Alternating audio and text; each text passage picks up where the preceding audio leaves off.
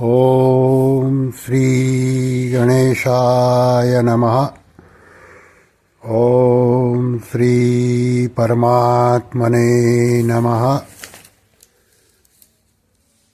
પૂર્વ શ્લોકમાં કહેવાઈ ગયું કે ધ્યાનયોગી પોતાની જાતે પોતાની જાતમાં જ સંતોષનો અનુભવ કરે છે. હવે ત્યારબાદ શું થાય છે તેને આગળના 21મા શ્લોકમાં ભગવાન બતાવે છે. અધ્યાય 6 શ્લોક ક્રમાંક 21. સુખમાત્યંતિકં યત્તદ્ બુદ્ધિગ્રાહ્યમતીન્દ્રિયમ વેત્તિ યત્ર ન ચૈવાયમ સ્થિતસ્લતિ તત્વતઃ. હવે આના શબ્દસઃ અર્થ જોઈએ.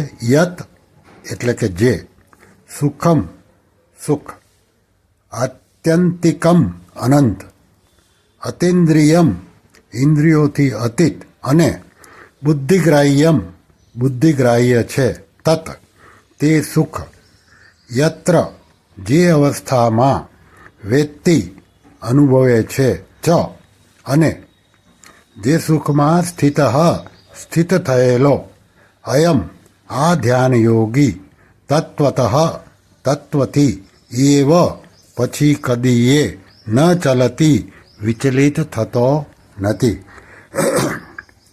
હવે આખા શ્લોકનું ભાષાંતર. જે સુખ અનંત ઇન્દ્રિયોથી અતીત અને બુદ્ધિગ્રાહ્ય છે, તે સુખ જે અવસ્થામાં અનુભવે છે અને જે સુખમાં સ્થિત થયેલો આ ધ્યાન યોગી તત્વથી પછી કદીએ વિચલિત થતો જ નથી. હવે આની વ્યાખ્યા જે સ્વામી રામસુખદાસજીએ એમના ગ્રંથ સાધક સંજીવનીમાં સમજાવ્યું છે તે આપણે જોઈએ. સુખમાત્યંતિકમ યત, ધ્યાન યોગી પોતાના દ્વારા પોતાની જાતમાં જે સુખનો અનુભવ કરે છે, પ્રાકૃત સંસારમાં તે સુખથી વધીને બીજું કોઈ સુખ હોઈ જ નથી શકતું અને હોવાનો સંભવ જ નથી. કારણ કે આ સુખ ત્રણેય ગુણોથી અતીત અને સ્વતઃ સિદ્ધ છે. આ સઘળા સુખોની આખરી સીમા છે. જેમ કે 5મા અધ્યાયમાં 21મા શ્લોકમાં કહ્યું, સા કાષ્ઠા સા પરા ગતિ. આ જ સુખને અક્ષય સુખ. પછી 6થા અધ્યાયના 28મા શ્લોકમાં એને અત્યંત સુખ કહ્યું અને 14મા અધ્યાયના 27મા શ્લોકમાં એને એકાંતિક સુખ કહેવામાં આવ્યું છે. આ સુખને અહીં આત્યંતિક કહેવાનું તાત્પર્ય એ છે કે આ સુખ સાત્વિક સુખથી વિલક્ષણ છે. કારણ કે સાત્વિક સુખ તો પરમાત્મ વિષયક સુખની પ્રસન્નતાથી ઉત્પન્ન થાય છે, જે ગીતાના 18મા અધ્યાયના 37 શ્લોકમાં કહ્યું. પરંતુ આ આત્યંતિક સુખ ઉત્પન્ન નથી થતું, બલકે એ સ્વતઃ સિદ્ધ અનુત્પન્ન સુખ છે. ફિર આગળ શબ્દ છે અતિન્દ્રિયમ. આ સુખને ઇન્દ્રિયોથી અતીત બતાવવાનું તાત્પર્ય એ છે કે આ સુખ રાજસ સુખથી વિલક્ષણ છે. રાજસ સુખ સાંસારિક વસ્તુ, વ્યક્તિ, પદાર્થ, પરિસ્થિતિ વગેરેના સંબંધથી પેદા થાય છે અને ઇન્દ્રિયો દ્વારા ભોગવવામાં આવે છે.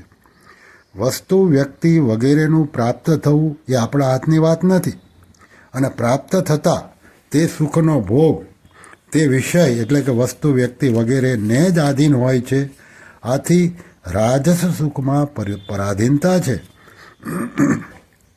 પરંતુ આત્યંતિક સુખમાં પરાધીનતા નથી, કારણ કે આત્યંતિક સુખ ઇન્દ્રિયોનો વિષય નથી. ઇન્દ્રિયોની તો વાત જ શી છે, ત્યાં મનથી પણ પહોંચ નથી. આ સુખ તો પોતાના દ્વારા જ અનુભવવામાં આવે છે. આથી આ સુખને અતિન્દ્રિય કહ્યું છે. પછી શબ્દ છે બુદ્ધિગ્રાહ્યમ. આ સુખને બુદ્ધિગ્રાહ્ય બતાવવાનું તાત્પર્ય એ છે કે આ સુખ તામસ સુખથી વિલક્ષણ છે. તામસ સુખ નિંદ્રા, આળસ અને પ્રમાદથી ઉત્પન્ન થાય છે. ગાઢ નિંદ્રા એટલે કે સુષુપ્તિમાં સુખ તો મળે છે, પરંતુ તેમાં બુદ્ધિ લીન થઈ જાય છે. આળસ અને પ્રમાદમાં પણ સુખ થાય છે, પરંતુ તેમાં બુદ્ધિ સારી રીતે જાગૃત નથી રહેતી તથા વિવેક શક્તિ પણ લુપ્ત થઈ જાય છે. પરંતુ આ આત્યંતિક સુખમાં બુદ્ધિ લીન નથી થતી અને વિવેક શક્તિ પણ બરાબર જાગૃત રહે છે, પરંતુ આ આત્યંતિક સુખને બુદ્ધિ પકડી નથી શકતી. કેમ કે પ્રકૃતિનું કાર્ય બુદ્ધિ પ્રકૃતિથી અતીત સ્વરૂપભૂત સુખને પકડી જ કેવી રીતે શકે? અહીં સુખને આત્યંતિક, અતિન્દ્રિય અને બુદ્ધિગ્રાહ્ય બતાવવાનું તાત્પર્ય એ છે કે આ સુખ સાત્વિક, રાજસ અને તામસ સુખથી વિલક્ષણ અર્થાત ગુણતીત સ્વરૂપભૂત છે. વેત્તિ યત્ર ન ચૈવાયં સ્થિતશ્ચલતિ તત્વતઃ.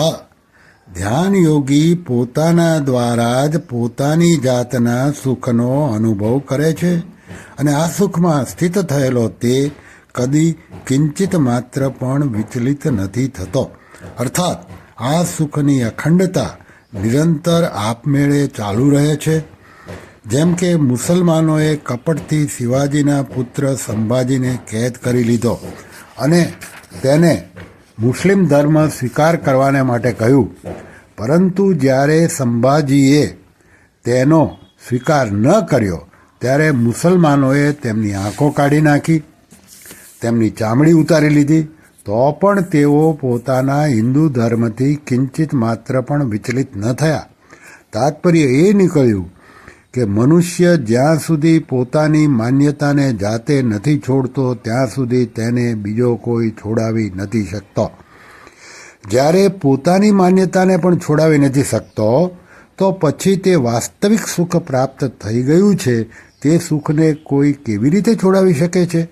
અને તે પોતે પણ તે સુખથી કેવી રીતે વિચલિત થઈ શકે છે? અર્થાત નથી થઈ શકતો. મનુષ્ય તે વાસ્તવિક સુખથી, જ્ઞાનથી અને આનંદથી કદી ચલાયમાન નથી થતો.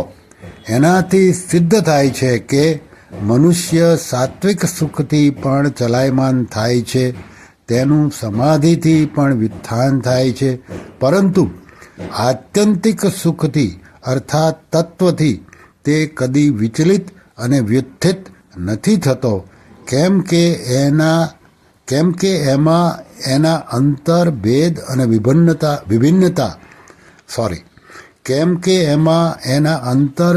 અને ભિન્નતા દૂર થયા અને હવે કેવળ તે જ તે રહી ગયો. હવે તે વિચલિત અને વ્યુત્થિત કેવી રીતે થાય? વિચલિત અને વ્યુત્થિત ત્યારે જ થાય છે જ્યારે જડતાને કિંચિત માત્ર પણ સંબંધ રહે છે. જ્યાં સુધી જડતાનો સંબંધ રહે છે ત્યાં સુધી તે એકરસ નથી રહી શકતો. કેમ કે પ્રકૃતિ સદાય ક્રિયાશીલ છે, પ્રકૃતિ સદાય ક્રિયાશીલ રહે છે.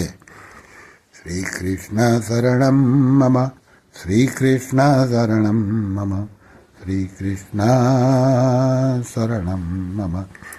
ઓમ શ્રી કૃષ્ણાર્પણમસ્તુ.